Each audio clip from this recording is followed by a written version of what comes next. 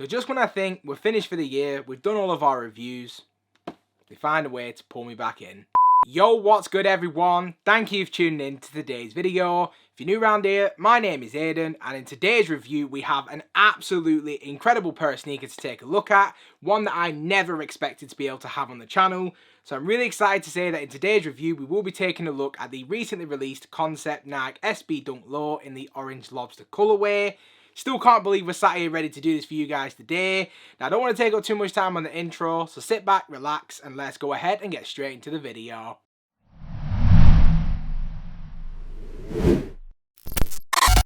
So before we do go any further with this video, just like we always do, before we get into the shoes, let's just kick this off with the packaging. And the packaging that we get for this one is your traditional Nike SB box. So it has been done in that almost rainbow designs. We have green, blue, red, yellow, and we do have that Nike SB running across the center. Now, if we do take a quick look at the label, which reads, we have the Nike SB Dunk Low or GQS, which stands for Quick Strike, I believe. And this is in the Orange Frost Electro Orange colorway. Now, this is a personal pair for myself, as it is a UK size 9. So there is a size label if anybody wants to check that out. There it is for you. Just hopefully that will focus for you. And then if we do just open up the box itself, on the inside we do have this very nice tissue paper in there. So get a good look at that. Hopefully that'll focus. But the reason we're all here, the reason this video is even happening, here's the kicks. So let's go ahead and get straight into the shoes. So without any further ado, the moment we've all been waiting for, in hand we have the concept Nike SB Dunk Low in the orange lobster colorway. Now, a lot of people are going to tell you that this is one of the shoes of the year. A lot of people have been highly anticipating this release, and unfortunately a lot of people weren't actually able to get these. Like a lot of people, I did try to get these on the recent sneakers drop, which happened I think maybe a week or a week and a half ago.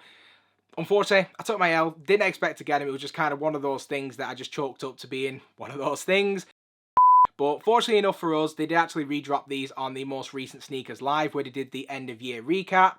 Now, in addition to this, they did also drop the Air Max 1 Magmas. They also shock dropped the Air Jordan 2 Chicagos. And then to cap us off, they also did release those Drake Air Force 1s as well.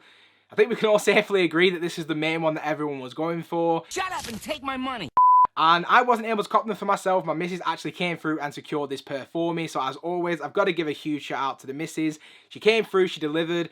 And when she told me, I honestly didn't believe her. I thought she was baiting me out, trying to get my reaction. But in the end, very glad to say that she was able to secure this pair for us. Now, this is actually one of the more expensive shoes in terms of resale that's actually released this year. The prices for these are through the flipping roof right now. And I can only actually see them going up. So if you are new around here and you're not really familiar with how we do things, in this review I'm going to tell you everything that you need to know, from materials through to sizing, so by the end of this video you can decide for yourself whether this is something that you feel is actually worth the investment. So just dive in straight into this one, starting out with the upper to begin with. In today's review we will be breaking down the 6th chapter in the hugely successful Concept Lobster SB Dunk Low series, in which we've already previously seen the likes of the red, yellow, green, blue and purple colorways release, and with this orange colorway we have the 6th and most recent installment. So if we kick this off from the front of the shoe and then we'll gradually work our way back. At the base of the shoe we do have this pale orange coloured nubuck, which does also feature those regular perforations that I'm sure we're all used to seeing with the SB Dunk Lows. Now, being that this is a lobster inspired release, both of the shoes do also come with a black rubber band over the toe box itself, and that's to replicate the bands that they actually use on the lobster's claws. Somebody did actually message me and actually tell me to take it off, because unfortunately it does actually leave a mark on the toe box itself. I did take mine off. There is a very small mark on there. It's really not noticeable unless you get these up close. But with that, I would definitely recommend to bear it in mind. If you don't want there to be a mark on the toe box, just take it off when you're not wearing it, when maybe we store it in the box or in a display or whatever the situation might be. I'm sure there are people that are watching this video that really don't care about that kind of stuff. I personally love the overall look of the actual band itself, the way it ties into that lobster aesthetic. But I do want this shoe to look the best for the longer, so I'm taking it off in the meantime. I've took it off the shoe for now, and I think even without it, it's a really nice look for the shoe just as it is. But I feel like when you do add that band to it, it just adds something a little bit different. I just think the overall look is just absolutely incredible. And then wrapping around the toe box itself, on the overlays, we do have a slightly darker toned orange nubuck, which does also feature this speckled paint pattern, which is also present all the way throughout the overlay. Now, the same can be said when it does come to the eye stays, as well as when we move towards the back end on the foxing. It's present on there as well. Again, a really nice design for the shoe.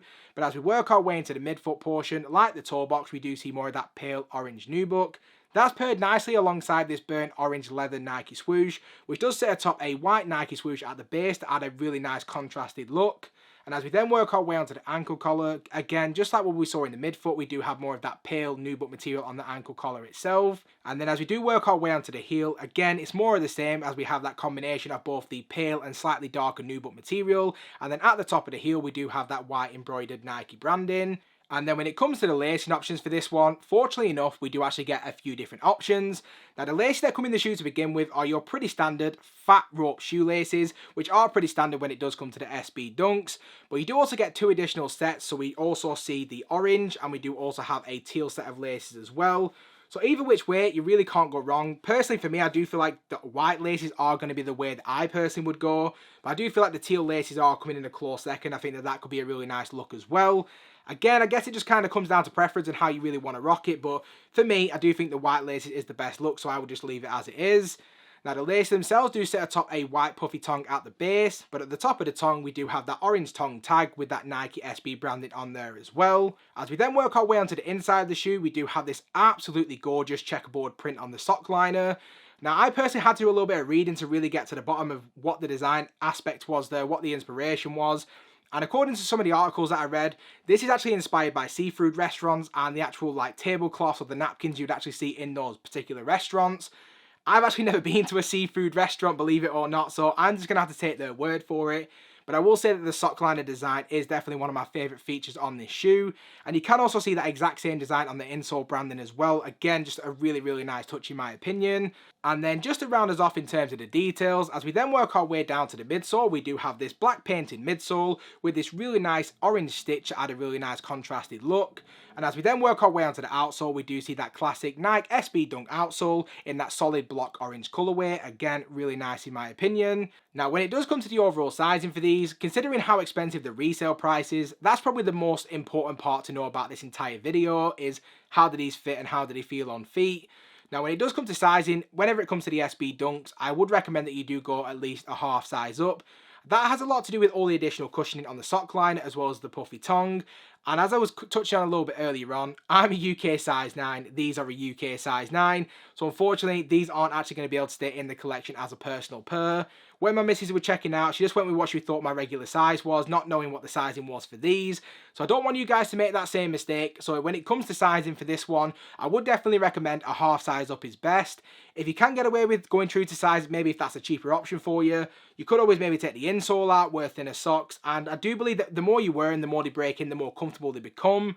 But I feel like overall, if you can, it definitely would be best to go that half size up. And with that, we've pretty much covered everything that you need to know about this shoe. So if we now just go ahead and just wrap up this video. So just to wrap up this video, so you guys can get out of here, in terms of my overall opinion on the shoe itself, to give these a rating, I'm going to say these are very easily a 9 out of 10. The overall craftsmanship, quality, build, and QC on my pair was absolutely exceptional. I do know that unfortunately some people did actually get issues with their pairs with marks, glue stains, and just general sloppy QC, but I was very fortunate with my pair. It was executed to perfection. I've got no issues with the materials. I think they're actually of a pretty good quality, and I feel like the entire shoe itself has just been done very, very nicely. The only real issue I've got is with the sizing, so unfortunately this isn't going to be sticking around in the personal collection forever. But with that, I'm in absolutely no rush to sell them. This is a really great piece to have in the collection just to have it. And maybe down the line I might be able to trade it for something I want a little bit more. Maybe I'll try and squeeze into it, or maybe even swap for a 9.5. Who really knows what I'm going to be doing with these, but gotta kind of have to watch this space. I'd love to get your guys' opinion on this shoe, so let me know what you think of my rating. Let me know what yours is, and any of your other thoughts. Do make sure to leave all of those in the comment section down below. And if you have stuck around to this point in the video, as always, I just want to say a massive thank you. If you haven't already, please feel free to smash that subscribe button. Also, do make sure the bell notification is switched on so you never miss a video. And I hope to see you all again in the next one. Peace and Merry Christmas.